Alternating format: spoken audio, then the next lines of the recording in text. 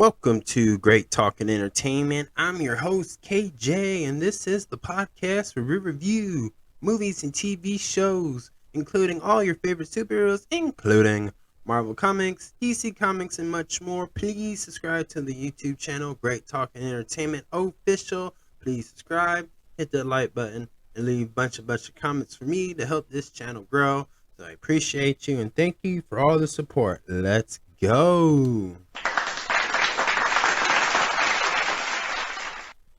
Now, as we continue in the new Marvel series, Moon Knight on the Disney Plus, we're going to review episode 2. And of course, this is a spoiler, so you've been warned. So don't watch this. Don't listen to this if you have not seen any of the Marvel shows on Disney Plus, because, like I said, I will be spoiling them. So you have been warned. Let's go.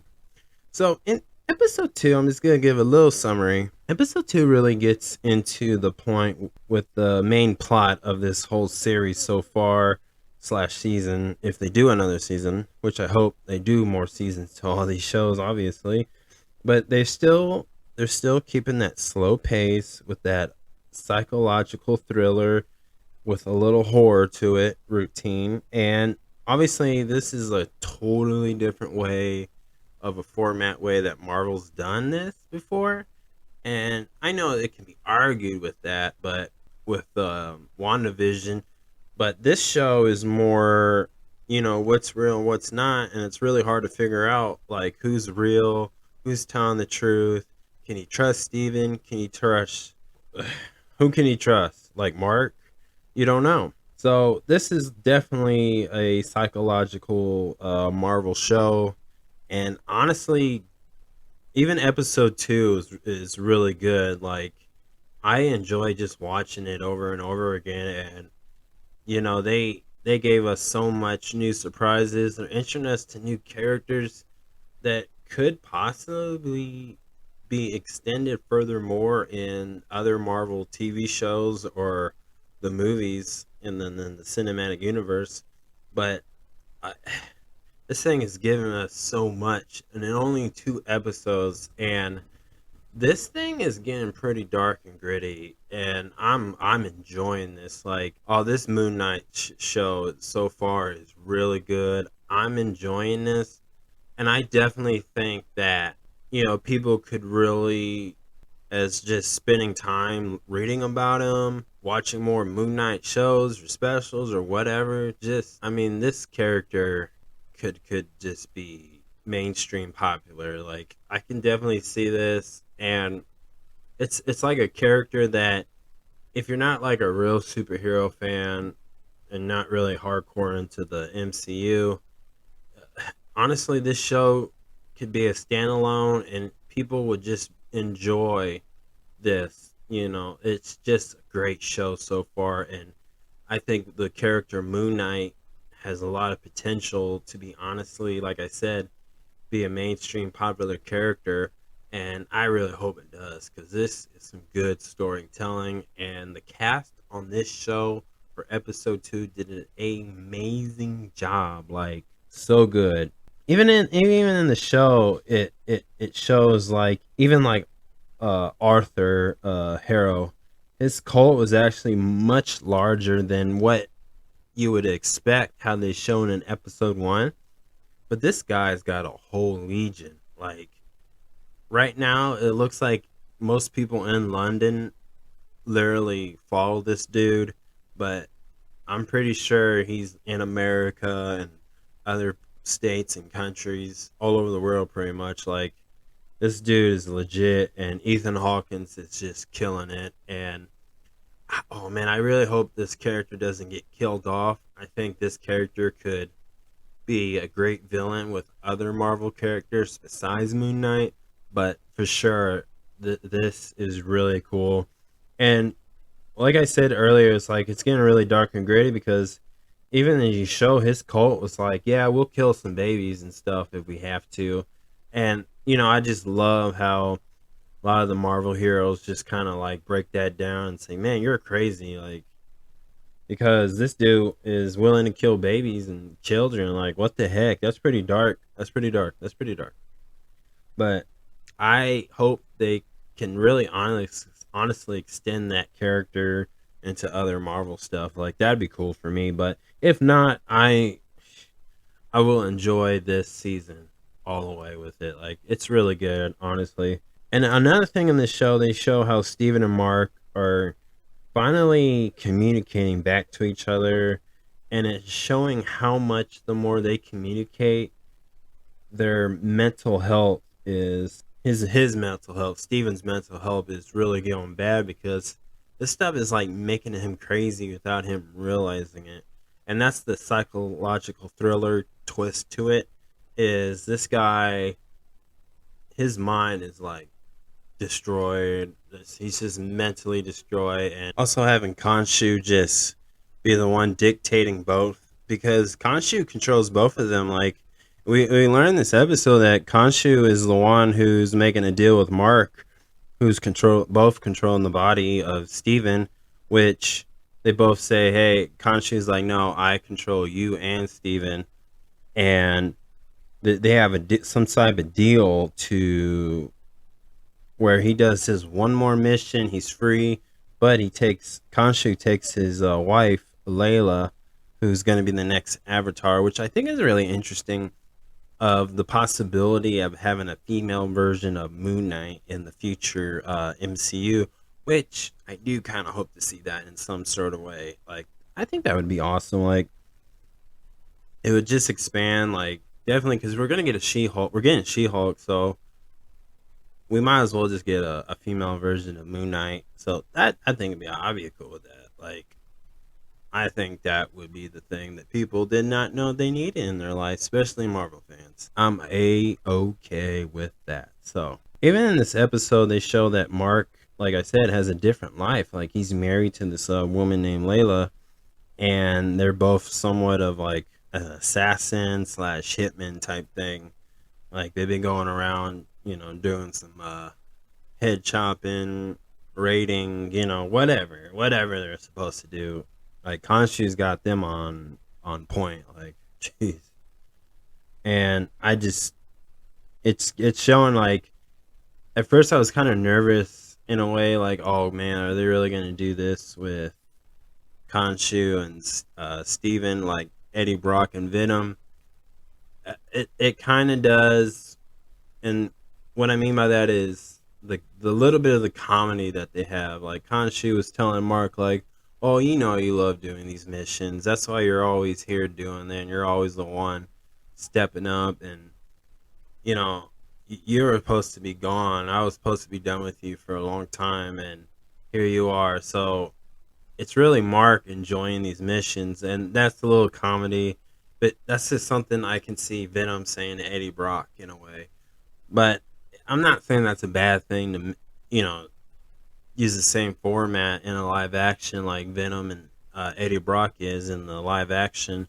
But I'm kind of glad that they're not really, and I could be wrong. I'm only basing this off of 2 episodes, but I think Khonshu should be very comic book accurate and look at them like a god, like he's an Egyptian god, in which we learn that he's not just an Egyptian god, he's a rejected one. And yeah, you could say, well, see, that's another Venom type thing. Well, yes and no, but you can kind of compare that the way I believe Khonshu is kind of like how Death Note. If you watch the anime series Death Note, you know what I'm talking about by that. But I really hope that they keep Khonshu, his personality, not like Venom. So that's my only thing I'm worried about. I know, like, who cares? But we gotta be a little bit different with this stuff. So that's it. That's it. Let's talk about Layla.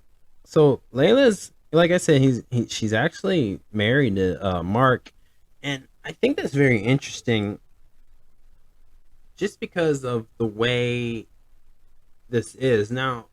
Out of the 2 episodes, we don't really know when or how they met, but she has realized that, oh, okay, Mark and Steven are the same person, and in a way she's fallen in love and kind of rebuilding another new relationship with Steven, because it looks like this. It looks like they could go the route where Layla was realized, like, no, I've been really madly in love with Steven, and I'm actually more closer than Steven than Mark, because if everything goes right the way Mark's going, Mark's gonna be gone and Steven's still gonna have his body. So, like, in a way, Mark could be dead, but does he go back to his original body? I don't know. But it looks like Layla and Steven are gonna have the actual relationship, like, because in a way she's already in a relationship. She's technically married to Steven. So I can see either or, but in a way I believe that Layla's gonna realize she's more truly in love with Steven, because that's his actual person. That's his actual body. He's just getting controlled. Uh, and then I have a little wild theory. This is just one of my wild theories. I don't know, but the way, if it seems like she's like a secret spy, obviously, but I think in some way she could be connected to Nick Fury. Like, she probably works for Sword. And the reason why I think that, just because when I was if you watch the Hawkeye series, Hawkeye's wife, she was a former member of Shield, so it looks like she could be recruited in the Secret War invasion and be part of Sword. Could Layla be part of that show? Probably. I mean, this is she had they. It's the same format and it looks like it, but yeah, I'm not saying every secret spy on every show is going to be part of Sword or Shield or whatever. But I think the way they're presenting Layla, I think it could be. I mean, she could be extended into the other Marvel shows and movies. But if they did, I think she has some type of connection with Nick Fury. That's all. Let's talk about Arthur Harrow. So obviously, like I said, he took over. He's a cult leader with the Amen power, which is it's a Egyptian god of an alligator, and he has a little bit of her power on his walking cane, and that has led him to be a cult leader. In this episode, we learned that he took over a bad area slash the ghetto part of London and turned it into a brainwash. Everybody's admiring him and they're willing to ride and die with him. And, they all have that tattoo like he has. And they don't see. And here's another thing, they don't see what Arthur sees. They don't see what Moon Knight sees. Like in this show, you saw they summon monsters, but the people don't see it. And I'm just like, what? Like, Moon Knight's the only one who could see the jackal. Arthur is the only one who could see this jackal. So I think what it is it's weird. Like, not weird, but I'm not surprised. Like in the Thor Dark World, they kind of explain, and they explain this in Phase One actually, or maybe Phase Two. Whenever Thor Dark World takes place, either Phase One or Phase Two for sure. But they explain, like, it, there's some things people on Earth cannot see, and it's because it's like dark magic or dark matter. It's just it's like evil, and they showed that in the Thor Dark World with the elves, the dark elves, and people couldn't see them. They didn't understand, and it kind of has that similarity, which I think is really cool, because that obviously, even though it's not the most favorite Marvel film, but it's still important in the MCU, even in this phase. So I think that's really cool. Let's talk about Mr. Knight. So Steven finally summons the suit, and this is how it is. This is how they're explaining it. So you have to imagine what the suit looks like before you to summon it. So in Steven's mind, it's a tuxedo. It's a suit and tie. And in the comic books, this was more of a cooler dude, more badass type. They kind of flipped the script and made it where, like, when Steven summons the suit, this is what he looks like, and he's weak and scrawny, and he doesn't know how to fight. And but they proved that wrong because he sucker punched that jackal god, and even Mark was impressed. But now you can see that Mark and Steven are working together, and this time it looks like we're going to see two different Moon Knight outfits. So far it sounds like I said, Steven's going to be rocking the suit and tie Moon Knight, aka Mr. Knight, and then Mark's going to be rocking the Moon Knight suit that we saw in the first previews and obviously in episode 1. So and I see why people are kind of upset, but honestly, this is the only way you can make this make sense and make it perfectly balanced for just the casual fans of watching these series to kind of understand that, okay, so this is Steven taking over the suit, and this is Steven fighting. Oh, okay, this is Mark fighting. So I see why they do this. I see why they do this, and I support it because this helps makes it different, and you could be Team Steven or you could be Team Mark. Like, you choose your side on this, but be like me or be like me. I enjoy both. I support both versions of these Moon Knight, and I think they're both awesome in their own different ways, and I think this is just really cool. He's not funny like Deadpool. Deadpool's funny and a smart ass, but he can fight and he can kill. Steven's not. He's not trying to be a smart ass. He's just funny and he doesn't really know how to fight. But Mark does. So Steven doesn't really know how to use the whole ability of the Moon Knight. So that's why. That's why. Them being different, one's serious, one's kind of not goofy, but just kind of silly and kind of lost. We needed that. Trust me, we all needed that to enjoy this show, and it's gonna make more sense in future shows and movies because we'll all look back and be like, just like the Incredible Hulk, Thor, Dark World, and now Moon Knight. If that's gonna how people are gonna rank it, you're gonna appreciate this. Marvel's gonna make sure, no matter what phase, Moon Knight's always gonna be canon, just like they had Norton Hulk and like Thor Dark World. So we need this. We need this. So I'm okay with this, and I think people are still gonna enjoy this season. So I'm definitely loving this. What do I think is gonna happen next? With Khonshu sending Mark and Steven back to Egypt because now Arthur has that Egyptian like artifact that can lead him to the